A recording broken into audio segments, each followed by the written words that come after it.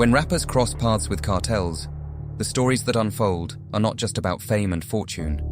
They are dangerous journeys where every decision can lead to grave consequences.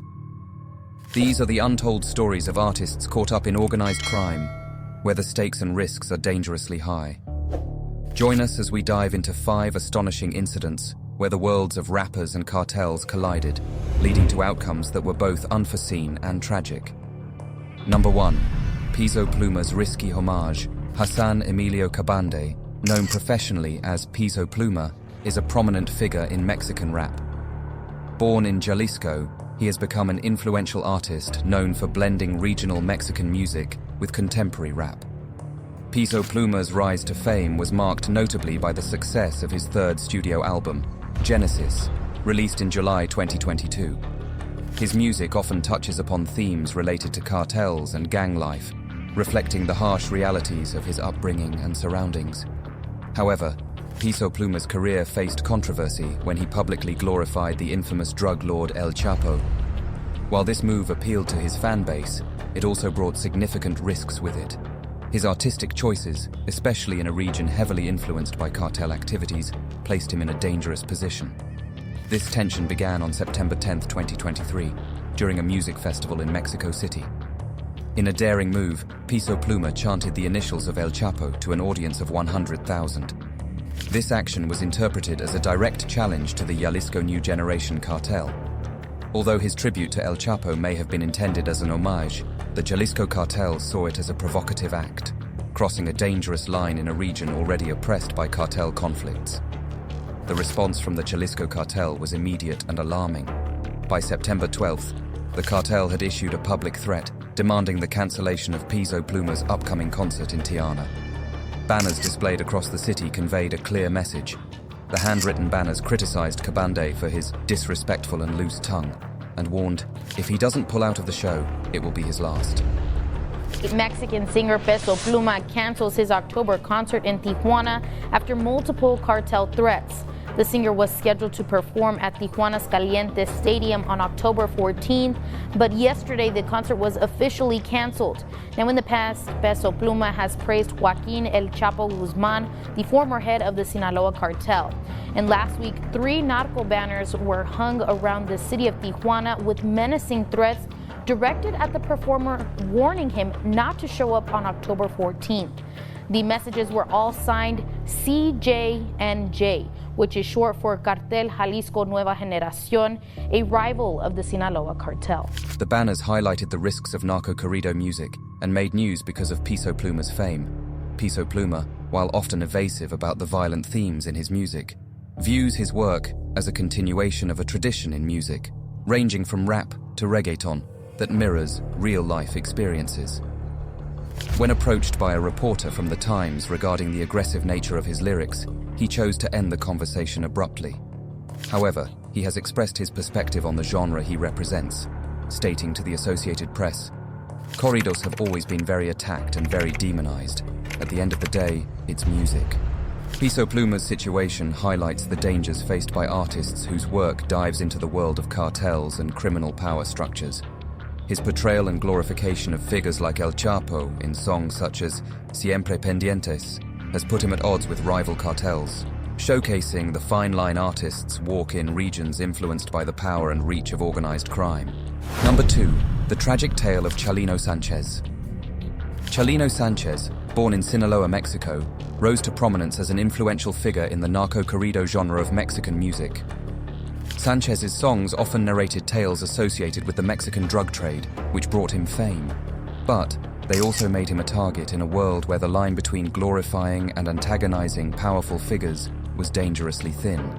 Sanchez's early life was significantly impacted in 1975, when his sister suffered a traumatic incident. This event led Sanchez to seek revenge against El Chapo Perez in 1979, an act that set off a chain of events leading to his eventual demise. Fleeing from Sinaloa, he found refuge and his musical voice in Los Angeles. Despite his growing fame, Sanchez's career was full of risks due to the controversial nature of his music. His work often drew the attention of individuals and groups involved in the drug trade, putting him in a risky position. He often told distorted, unconfirmed stories about infamous drug lords, blending reality and myth. Alejandro Mendoza, host of the Idolo, the Ballad of Chalino Sanchez podcast, highlighted the challenge of verifying these tales, stating, "When you tell a story in which many elements are hearsay, there's no way to verify it." On May 15, 1992, these dangers became a reality. While performing at Salon Buena Vista in Culiacan, Sinaloa, Sanchez received a death note, an ominous sign of the danger he was in. That same night, after his performance, he was abducted by armed individuals posing as police officers. The following day, the tragic outcome of this abduction was revealed when Sanchez's body was discovered, showing signs of a brutal execution. The exact identity of his murderers remains unknown. However, there is speculation that they could be associates of El Chapo Perez or Eduardo Gallegos, who was implicated in a previous assassination attempt against Sanchez. Or it could even be other elements within the Sinaloa cartel. The legacy of Chalino Sanchez in the narco corrido genre is significant. His music and style have continued to influence artists and listeners alike. He was known for singing with his heart, out of passion, embodying the voice of the people. Juan Carlos Ramirez Pimienta, a professor of literature and cultural studies, reflected on Sanchez's impact. He offered a democratization of the possibility of singing. One person said, "If he sings, even I can sing." However, his life and untimely death also serve as a grim reminder of the dangers associated with intertwining music with the violent and vengeful world of drug cartels. Number 3, Mr. Yosi Loco's fatal misstep. Mr. Yosi Loco, a 42-year-old American rapper, was known for his impactful portrayal of street life in his music. His career, which gained him significant fame, involved blending his personal experiences with the harsh realities of life on the streets. His ability to articulate these experiences resonated with many, offering a unique perspective on Mexican rap. However, Mr. Yosi Loco's career was also marked by controversy due to his affiliations with street gangs, particularly Florence 13, known for its involvement in drug trafficking and violence. His association with Florence 13 and another Southern California gang, the Serenos, brought Mr. Yosi Loco closer to the criminal underworld. This connection was a significant element of his life and music, but it also exposed him to the dangerous realities of gang involvement. On April 19, 2018, Mr. Yosi Loco's life came to a tragic end when his body was discovered in Guadalajara, Mexico. The manner of his death was violent, indicated by the presence of a screwdriver impaled in his chest and a cartel note found at the scene. This pointed to his murder being a result of a conflict with a powerful criminal organization, possibly the Jalisco New Generation Cartel. The Jalisco Cartel, a formidable force in the Mexican criminal landscape, might have perceived Mr. Yosi Loco's influence in Guadalajara as a threat to their control. Mr. Yosi Loco's murder highlighted the ongoing power struggles within the city's criminal factions. It showcased the risks that artists face when their life and work intersect with the world of drug cartels. The incident attracted widespread media attention, both domestically and internationally, shining a light on the dangerous crossover between the music industry and the violent world of cartels. However, despite the attention his case received, justice for Mr. Yosi Loco's murder remains elusive. To date, no one has been charged in connection with his killing, leaving the case unresolved. Number 4, QBA's downfall. Christian Palma Gutierrez, better known by his stage name QBA, was a rising talent in the Mexican music scene, known for his authentic portrayal of street life through his rap music.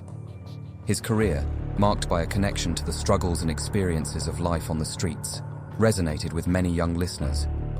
QBA's songs often reflected the harsh realities faced by those living in difficult circumstances, earning him a reputation for authenticity and relatability. Before his descent into criminal activities, QBA's music career was flourishing. Ironically, this connection to street culture foreshadowed his eventual involvement with criminal elements. His life took a dramatic turn due to financial hardships, which led him to associate with the Jalisco New Generation Cartel. This association marked a significant departure from his artistic pursuits and initiated a descent into deeper criminal involvement. The severity of QBA's involvement with the Jalisco cartel came to light in April 2018. He was implicated in the abduction and murder of 3 film students. Mexican rapper QBA has confessed to disposing of the bodies of 3 missing film students in sulfuric acid for the Jalisco New Generation Cartel. Javier Salomon, Daniel Diaz, and Marco Avalos. The students were mistakenly targeted by the cartel, and QBA's role was to dispose of their bodies using sulfuric acid. This act highlighted the severity of his involvement, but also marked a shocking revelation about his life outside of music. Following his arrest, QBA confessed to his involvement, providing vital information about the cartel's methamphetamine production and its internal operations. However, his confession marked him as a traitor within the cartel community, endangering his own life and exposing the harsh reality of retribution within the cartel's ranks. His involvement in the brutal crime and subsequent arrest brought an abrupt end to his music career. It also raised broader societal issues, such as the vulnerability of artists to the allure of organized crime, especially those from disadvantaged backgrounds. Number 5. The tragic end of Lefty SM. Lefty SM, born on April 22, 1992, in San Luis Rio Colorado, Mexico, started his music career at the age of 16. Juggling his job as a mechanic, he developed a unique musical style that combined hip-hop with G-funk beats. This distinct sound led to him signing with Alzada Records, marking the beginning of his rise in the music industry.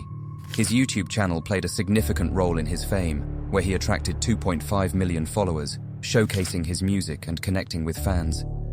His debut album, Avión de Papel, was a success and featured collaborations with well-known Mexican rap artists, solidifying his position in Mexican rap. On September 2, 2020, the Mexican hip-hop community was shocked by the news of Lefty SM's murder in his home in Jalisco, Mexico.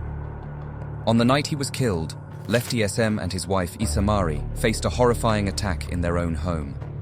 3 armed men broke in, attempting to kidnap Lefty SM. When they failed to take him, they shot him twice. Despite being rushed to the hospital, he was pronounced dead, leaving a void in the music world and many questions about his murder. Investigations into his death suggested possible involvement of the Jalisco cartel, given Lefty SM's location and the nature of the attack. There were also rumors about an individual known as Lo, who was thought to have connections to the cartel. However, the exact motives and identities of the perpetrators remained unclear, with various theories, but no concrete answers. Lefty SM's music often reflected the realities of street life and the challenges faced in Mexico. His work resonated with many, and his death highlighted the dangers artists can face in regions affected by cartel violence. His legacy in the Mexican rap world remains, remembered for his unique style and contribution to the genre.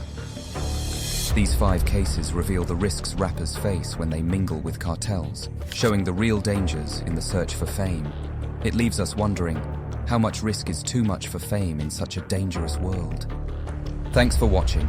Don't forget to comment, like and subscribe. See you on the next one.